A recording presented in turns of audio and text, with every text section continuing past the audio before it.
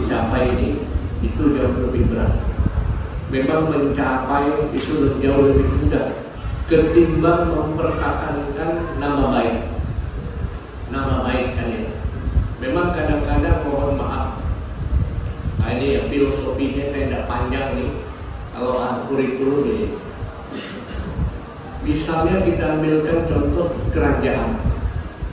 Kerajaan kan ada di masa-masa raja tertentu dia mencapai puncak kejayaannya. Kejayaan. Tapi ada masa-masa tertentu karena ada penggawa-penggawa kerajaan itu terjadi misalnya parek, perang saudara, perselisihan, situasi kondisi di dalam kelas tidak nyaman, akhirnya kerajaan itu runtuh, jatuh. Kan ya? Sama halnya, tapi kan jauh lalu Pak Kais. Misalnya kita pernah punya Sriwijaya, pernah punya Majapahit. Apa yang membuat kerajaan itu jatuh kalau kita belajar sejarah? Ternyata anggota-anggota keluarga-keluarga kerajaan, penggawa-penggawa kerajaan, orang-orang dalam itu yang membuatnya hancur, runtuh. Jadi oleh sebab itu kita ini akan eksis SMP 3 sebagaimana yang sudah dibangun oleh pendahulunya sampai hari ini sangat ditentukan oleh Bapak Ibu sekalian. Apalagi sekarang kita mengelola proses pembelajaran, proses belajar mengajar ini dalam situasi kondisi pandemi COVID. Mungkin Bu Risma, narasumber lainnya, Bu Tantri sudah menyampaikan kita ini masih dalam proses pemulihan pembelajaran. Nah, kalau saya boleh sampaikan secara teori ini, mungkin Bu Risma juga akan menyampaikan ataupun Bu Tantri Solo sudah menyampaikan. Saya hanya menyampaikan ada 4 prinsip utama kurikulum merdeka itu. Yang pertama katanya kurikulum merdeka itu berpihak kepada murid atau siswa atau menomorsatukan murid atau setiap keputusan sekolah itu berpihak kepada siswa atau murid. Itu kurikulum merdeka. Jadi apapun yang kita lakukan di masa sekarang dengan kurikulum merdeka prinsipnya itu murid, siswa. Itu dinomorsatukan. Semua putusan apa yang kita lakukan, bagaimana keselamatan, kebahagiaan, ketentraman beserta didik kita, termasuk kita. Oleh sebab itu memang kita perlu prinsip yang kedua itu menciptakan lingkungan sekolah yang menyenangkan, indah, bersih, terbebas dari hal-hal yang tidak menyenangkan. Ini tahun yang lalu juara 1 lomba sekolah menyenangkan. Jadi kita dah ada modal.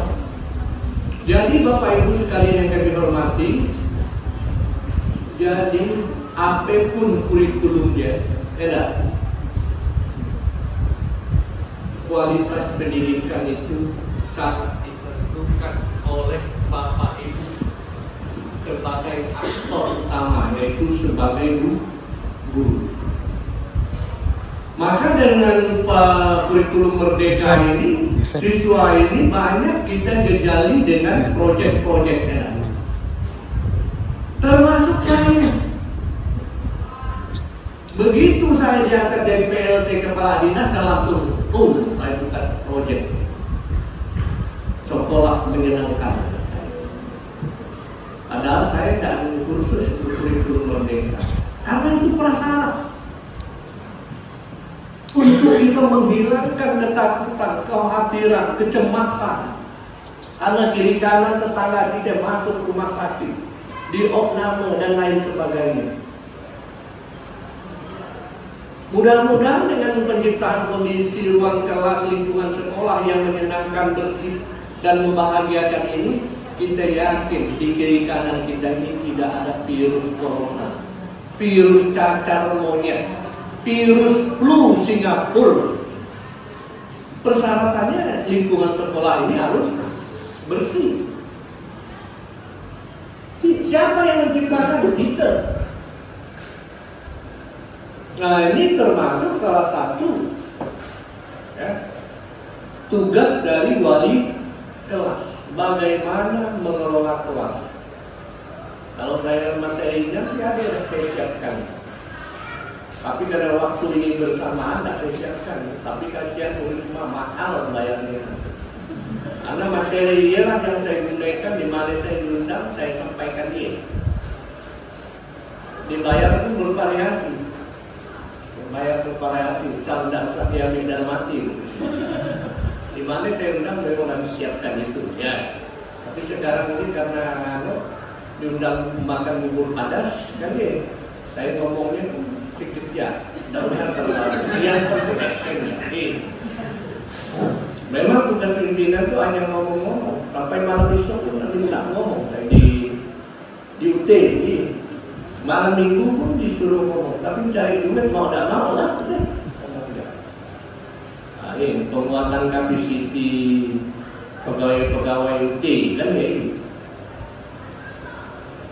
Jadi Bapak Ibu, kita hubungkan antara kurikulum dengan tugas Bapak Ibu. Jadikan Reni, Epa, selama kita jadi guru, siswa kita suka dengan Bu Ajah Nurbaiti. Itu nak ditinggalkan Bu Ajah Nurbaiti. Bahasanya ibu ialah yang suka bawakan rebusan pisang, gorengan sukun, paling latihan yang ibu dia dengan kami. Kepedulian, terkesan. Siswa terkesan dengan kita. Bagaimana kita menciptakan? Itu kan pembangunan karakter kan ya. Selama saya kenal dengan ibu dia, tidak pernah malu, mukanya masak. Bahkan dia noleh. Begitu juga dengan PKK. Tingkah laku kami yang macam-macam. Santai-santai aja dia. Ini penciptaan kita. Bagaimana kita mewujudkan lingkungan sekolah yang menyenangkan, yang membahagiakan kita semua. Kita mohon maaf lahir. Kita kan udah ada aji muda. Kalau banyak dengan orang merepek, pagi-pagi marah, imun kita langsung turun. Betul tak? Tapi kalau tidak tahu lah, kalau dengar Pak Kadis merepek, saya tidak suka merepek, hanya memadahkannya, beritahu ya.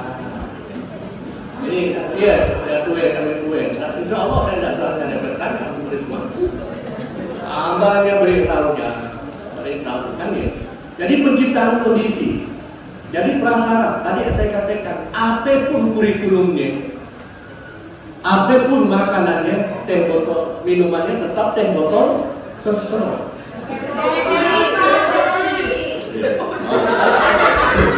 Teh botol, jadi penciptaan lingkungan yang menyenangkan ada di ibu. Oleh sebab itu maksimalkan ibu wali kelasnya kerjasama dengan paguyuban. Nah, kita motivasi dan lain sebagainya. Sekali lagi saya tidak lama. Kalau saya kena trepek oleh dia, itu kejadian rapat dia seorang tidak datang tuh. Bukan tidak tahu situasi kondisi kita kan, kita di mana itu. Shooting di mana yang kita itu kan? Nah, iya deh.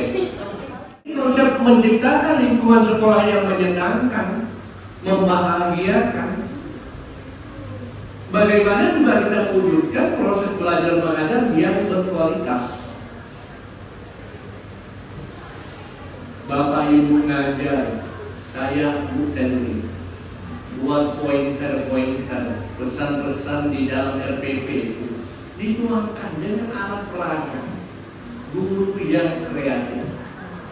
inovatif dan terus produktif melakukan inovasi-inovasi bagaimana menciptakan anak itu bahagia. Siswa-siswa kita jadikan proyek-proyek. Proyekmu hari ini rangka. Proyekmu hari ini adalah menghafal surat-surat pendek. Proyek kita hari ini menjadikan siswa-siswa kita semuanya jadi muadzin, semuanya jadi imam, sholat berjamaah. Itu proyek-proyek kita. Ketimbang kita mentransfer ilmu-ilmu yang ada di buku. Itu jauh lebih berkesan. Bagaimana PBB, kan? Bagaimana cara mengungkapkan pendapat, proyek diskusi, demokrasi dan lain sebagainya. Kita proyek misalnya menggunakan mikroskop, kan ya, meneliti, membedah apa. Itu yang Bapak Ibu lakukan, menciptakan kondisi proses belajar mengajar yang menyenangkan, membahagiakan, berkualitas. Nah itulah bedanya SMP 3 dengan SMP yang lain. Apa aja mau belajar sih. Sekarang dah kita nyanyi mata setelah kita tayang-tayangkan dia, nyanyi dulu. Ataupun mau apa dan lain sebagainya, nggak bisa merokok. Sekali lagi saya sampaikan ya kepada kita semua, mari kita berlomba-lomba menciptakan suasana bahagia. Nggak usah didengar-dengar, mohon maaf kalau di televisi buka itu kecopetan, berita tertabrak kereta api, buka itu Brigadir Joshua. Ujung-ujung buka anak sekolahan kan? Coba Bapak Ibu lihat acara-acara TV kita, buka tayangan TV-TV barat, kisah yang sadis-sadis. Buka Indosiar, kisah menantu menganiaya kisah mengumumkan imun, betul nggak? Coba Bapak Ibu analisis tayangan-tayangan kita, bikin emosi, situasi kondisi tidak menyenangkan. Jadi ujung-ujungnya kan TV lah. Buka itu, oh ada YouTube SMP 3, bagus. Bapak sampai terpikir di sini, kau tidak saya ya.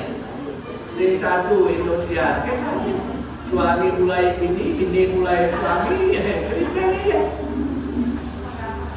Mau tidak mau kita buka Citra TV. Kisah dicintai-cintai, ingatkan masih muda, masih suka. Suasana bahagia. Ibu udah nonton.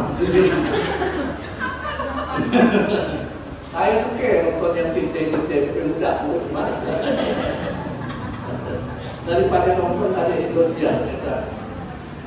Kalau orang tua suka nonton ini. Kalau dia belum berprasangka dengan kalantunya, bukan tapi mari itu ini. Yang ketiga, jadi lingkungan sekolah yang menyenangkan ya, pastikan situasi kondisi lingkungan sekolah Bapak itu paling bagus, paling indah. Jadi saya kembali ke penguatan kapasiti. Tadi saya sampaikan nih. Jadi bagaimana kita penguatan kapasiti kita sebagai guru. Jadilah guru yang memberikan kontribusi positif di SMP 3. Jangan sampai kita menjadi guru yang memberikan kontribusi negatif terhadap kinerja organisasi SMP 3. Tidak akan mungkin kita jadi kepala sekolah, jadi kepala dinas kalau kapasiti tidak kuat, kan? Itu kan.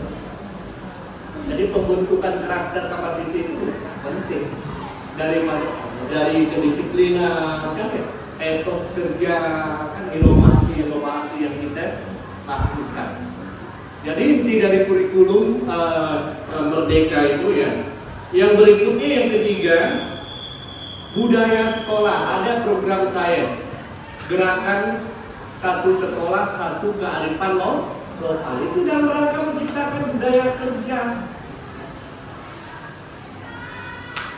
Macam mana budaya kerja kita di sekolah. Terus tugas kita sebagai seorang guru ya, yang tak bisa digantikan dengan yang lain, tuturi handaya.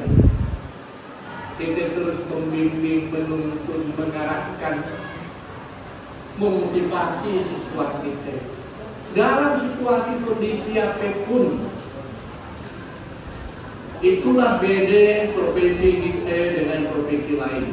Tugas kita itu tuturi handayani, menuntun, membimbing, mengarahkan, membina, memotivasi siswa kita dalam situasi kondisi apapun kita. Harus sabar-sabar aja, tenang-tenang, kecil ya. Nanti bapak yakin, ibu yakin kau bisa menyelesaikannya kan? Oh, kalau hal di luar biasa, ngomong aja dengan ibu sebagai wanita kan? Nanti ibu kali dengan keluar dan lain sebagainya. Jadi ini yang tugas kita sebagai wali kelas. Bagaimana kita mengelola kelas, menjalin hubungan antara orang tua siswa dengan siswa, sehingga kita tahu betul perkembangan siswa kita itu, perkembangan siswa kita. Jadi saya paling takut kan, jangan sampai kita dicap orang yang menyusahkan. Ibu dia paling menyusahkan aku. Bapak itu paling menyusahkan. Saya paling takut. Jadi dalam konsep kurikulum merdeka ini Bapak Ibu, konsepnya bagaimana kita membuat warga serta didik ini bahagia, kita juga introspeksi diri kita. Kira-kira strategi, metode, proses, baik standarisasi, standar proses, evaluasi yang kita lakukan membuat siswa bahagia kan? Sama kita juga ada perbaiki dengan bini. Kalau terberacun oleh wajah bini, berarti keberadaan laki itu tidak buat istri bahagia. Perlu merubah strategi, metode. Begitu juga sebaliknya. On, ya kan ya, di sekolah, mau menyampaikan di siswa kita yang menskenario, kan? Siswa itu mau punya apa kan sesuai dengan tuntutan tujuan yang ada di RPP kita. Oh gini kan, oh terpaksa harus mendesain model pembelajaran seperti ini. Sebenarnya banyak yang akan saya ngomongkan, tapi saya tidak cukup setengah jam 20 menit, tapi biayanya mahal, biayanya mahal. Itu. Jadi sekali lagi kualitas pembelajaran. Saya waktu SMP 1 Liku Palu. Zaman saya SMP, guru saya almarhum Pak Arifin Subono namanya. Almarhum siapa yang dulu? Kami biasa operasi belalang, melihat tuna, mikroskop. Sekarang mana saya lihat sekali jadi kepala dinas? Nggak ada guru-guru yang mainkan mikroskop ya. Betul mikroskop? Masih ya? Nanti kabarkan ya adik saya, Pak, kami mainkan mikroskop. Nah kita melihat dua kan, tapi kan tuntutan kurikulum nggak sampai di sini gitu. Banyak. Intinya bagaimana membuat bahagia itu kita harus terampil memainkan model-model pembelajaran dan alat-alat peraga pendukung. Bapak Ibu sekalian kami hormati, terakhir. Jadi kita harus mampu membimbing, mengarahkan, dan kita jangan sampai menjustis siswa kita. Iyalah kau dah sampai mau jadi apa? Kisah kaulan yang dikumpul jadi apa? Sampai nak dewer-dewer nak ada ini sekarang dengan kurikulum merdeka. Ingat, doa guru itu makbul.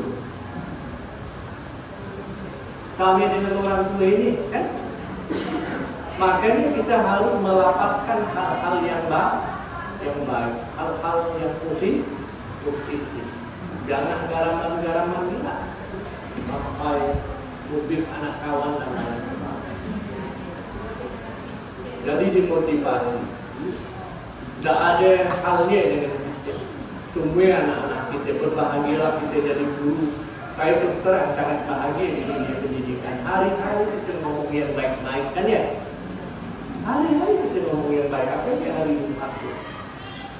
Jadi pastikan ibu guru agama, anak sebelum keluar dari SMK 3, misalnya minimal saya punya keinginan minimal anak-anak dari kelas 9 kan ya, hafal minimal 10 surah pendek kan gitu. Minimal dia sudah pandai bisa jadi imam seorang, melaksanakan sholat wajib sholat fardu, bisa juga melaksanakan beberapa sholat sunnah. Bisa nanti kepala sekolah membuatkan surat keterangan Asmadi sudah tuntas juz 5, sudah tuntas apa? Ini kurikulum merdeka diserahkan sesuai dengan kearifan lokal sekolah. Begitu juga yang agama lain, agama Kristen kan dia, Protestan kan dia, Buddha kan dia. Antara pengembangan konsep agama dengan konsep karakter kebangsaan, pilar kehidupan berbangsa dan bernegara dalam rangka membentuk profil pelajar Pancasila itu ya. Dites betul-betul Bu Risma. Kalau saya jadi Bu Risma, saya tetap muslim. Undang-undang misalnya, sampel aja. Lekan, sampai tuh yang dipadu siswanya. Dong coba baca Pancasila. Nanti kan yang main, hati-hati kalau bu kepsek masuknya pasti kita ditanya dia Pancasila. Apa nggak tahu di dalam nggak apa Pancasila. Akhirnya nanti dia pulang sambil di kamar mandi, dites dia lagi Pancasila kan. Itu kan kita ciptakan situasi kondisi itu. Waktu kemarin bu kepsek supervisi disuruhnya baca proklamasi. Dia dengar itu kan? Bapak Ibu sekalian yang kami hormati, jadi penciptaan prakondisi ini saya malah sekarang dengan COVID banyak, saya hanya kontek-kontekan dengan kadis kesehatan. Kemarin kan sudah terang-terang hadis ini, makanya saya suruh sampel. Sekolah itu harus studi banding ke SMP 3, studi banding ke Buara, studi banding ke Puspita. Karena ternyata banyak sekolah yang mohon maaf itu sekolah kota, bukan sekolah di Sambas, bukan sekolah di Mukarya, walaupun ada kawan kita yang tidak ke Sambas kan misalnya. Ini kota barometer pendidikan Provinsi Kalimantan Barat. Kalau lingkungan ruang kelasnya kumuh, WC-nya kumuh, iya kan? Kota Singkawa ngajak macam itu, dia masuk di ruang kelasnya, di mana perasaan buruk, penyapu parah, berserakan. Mari mau kita masuk. Jadi itu bandingkan, ada ini tidak disuruh menata ruang kelas di sekolah, tidak ada. Mungkin dia hanya konsep memindahkan itu, apa yang dengan kurikulum baru. Kalau saya menerjemahkan 4 prinsip itu, bagaimana menciptakan lingkungan sekolah yang menyenangkan. Kiri kanan kita nanti kita tanam Risma. Bagaimana bisa menghasilkan hal-hal yang positif? Tanya Pak Dokter Koibi di kiri kanan rumahnya, apa aja ada? Di rumah saya pun saya tanam ini, apa aja ada? Jadi jangan lahan-lahan itu tidak produktif. Terakhir saya sampaikan, KTP Nusantara selama itu kan kita tahu Ingarso Sinturu Inmadio Manukar Suturi Angkanya. Jadi itu keteladanannya segala-galanya. Kalau Bapak Ibu lihat saya, tidak usah lihat hal-hal yang negatifnya tentang saya ya. tapi lihatlah hal-hal yang positifnya. Biar itu suka dengan Anda. Begitu juga dengan Bu Risma. Sebagai manusia biasa, kami tak luput dari hilaf dan salah. Tapi dilihat dari kepribadian karakter yang positif yang saya miliki, Bu Risma miliki apa yang bisa memotivasi, membuat Bapak Ibu maju. Tetap banyak ketidaksempurnaan, karena dunia ini bukan tempat kesempurnaan, ya. Kita memang bukan orang baik, tapi kita terus berusaha menjadi orang baik. Itu harapan saya seperti itu. Jadi kata Ki Hajar Dewantara, jadikanlah setiap tempat adalah sekolah, dan jadikanlah setiap orang itu adalah guru. Tadi saya katakan, jadikanlah setiap tempat adalah sekolah. Ini memberikan makna. Di WC itu kita bisa sekolah. Bagaimana konten membuat di suasana WC itu ada hal-hal pendidik. Macam mana WC yang standar sesuai dengan konsep pendidik. Jadi dimanapun kita jadikan sekolah, beranda depan, beranda belakang, beranda samping, penuh sekolah-sekolah, penuh toga, tanaman buah-buahan, tanaman sayur-sayuran, tanaman bunga-bungaan. Oh, di sini ada misalnya tambak ikan lele, tambak ikan nila, walaupun kecil. Jadikanlah sebuah tempat, setiap tempat adalah sekolah. Jadikanlah setiap orang adalah guru. Nah, itu. Mungkin itu yang dapat saya sampaikan. Nah, ini tadi maaf berikut kami lampirkan kan hal-hal ya. Terima kasih atas segala perhatiannya. Mohon maaf atas segala kekurangan. Mudah-mudahan kita bisa memaksimalkan segala sesuatunya. Jadi mari kita berlomba-lomba sebelum Allah Subhanahu wa taala mengambil kita terus berkreativitas, berinovasi, berinspirasi, dan terus produktif. Bagaimana kita berupaya agar orang-orang di sekitar kita merasa bahagia. Sehingga keberadaan kita, mohon maaf, ada Pak Ustadz mungkin dia lupa, jadi hakim, jadi imam. Kita kan setiap sholat pasti kita berdoa, ya Allah, jadikanlah apa yang hamba miliki membawa nilai ibadah dan nilai manfaat sebesar-besarnya kepada sesama. Pasti kita ngomong itu kan, pasti doa kita itu. Jangan sampai gara-gara kekuasaan membuat saya, kawan-kawan kiri kanan saya tidak bahagia. Makanya saya sampaikan, selama saya sebagai kepala dinas, kalau ada kebijakan-kebijakan yang saya membuat Bapak Ibu tidak bahagia, tolong sebutkan surat edaran yang mana, kebijakan yang mana, omongan yang mana yang membuat Bapak Ibu tidak bahagia dari kebijakan yang saya buat sebagai kepala dinas. Nah, inilah dalam rangka implementasi kurikulum merdeka. Sekali lagi saya bukan gurau-gurau, sebenarnya materi ini panjang ya. Sampai kalau Bapak Ibu menerjemahkan kurikulum merdeka, membuat tata tertib kelas, itu pun harus dimusyawarahkan bersama-sama dengan siswa, bersama-sama dengan paguyuban kelas. Bisa gak beda? Misalnya Dina wali kelas 7A, Penny wali kelas 7B, bisa beda walaupun sama-sama kelas 7A. Tata tertib yang digunakan dalam rangka konsep menjadikan warga sekolah bahagia. Tidak ada materinya dalam webinar ya. Tidak ada materinya, tidak ada. Karena kepala dinasnya agak lebih dari materi lah dari yang menunjukkan. Ini maksud saya. Jadi mari berkreativitas. Ya Bu Nurbaiti, Pak Olibi, ya ibu-ibu ya. Oh, misalnya struktur kelas 2 aku mau buat apel. Yang nanti ini tugas piketnya pohon buah ribina. Silakan nanti.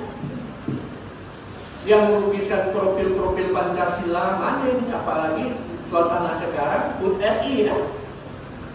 Jadi ornamen atau warna-warni dalam ruang kelas itu ya kita serahkan. Ini 17 Agustus anak-anak, silakan kalian berekspresi, berinovasi bagaimana menata ruang kelas kalian. Tapi indikatornya ini kan itu wali kelas bersama paguyuban, maksimalkan paguyuban. Bapak Ibu tidak mampu sekarang mengelola pendidikan kalau hanya Bapak Ibu sendiri bersama dengan struktur kelas. Jadi dari 30 siswa Ibu itu maksimalkan paguyubannya. Minimal sebulan sekali. Sebagai wali kelas layangkan surat ke wali siswa paguyuban untuk menata lingkungan sekolah sambil bincang-bincang, sambil melaporkan perkembangan belajar anaknya masing-masing. Ini paradigma yang harus kita lakukan terus ya. Mari berlomba-lomba untuk menjadi wali kelas yang inovatif ya. Tidak usah peduli dengan yang lain apa yang dilakukan, kita berlomba-lomba untuk melakukan inovasi ataupun pembaharuan sehingga ada loncatan inovasi yang kita lakukan dari tahun ke tahun. Bila perlu apa yang kita lakukan bukan pujian, kita videokan. Ini kondisiku pada waktu wali kelas di tahun pelajaran 2021-2022. Kondisi lagi COVID. Ini kondisiku pada waktu tahun pelajaran 2022-2023. Kita videokan, kita simpan. Walaupun kita tidak ada nanti, mohon maaf lahir karena ada di YouTube. Ya hebat jasa ada bulan mulai di YouTube ini di dalam YouTube kan? Hebat. Lo yang buat kami lo. Ante ini buat mui. Kita kan nggak ada di dunia. Ternyata zaman murisme, zamannya Pak Armani dah ada satu program itu. Kita dah dia main.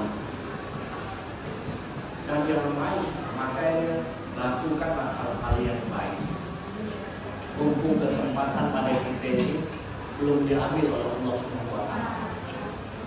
Mungkin demikian yang dapat saya sampaikan. Wabillahi taufiq wal hidayah.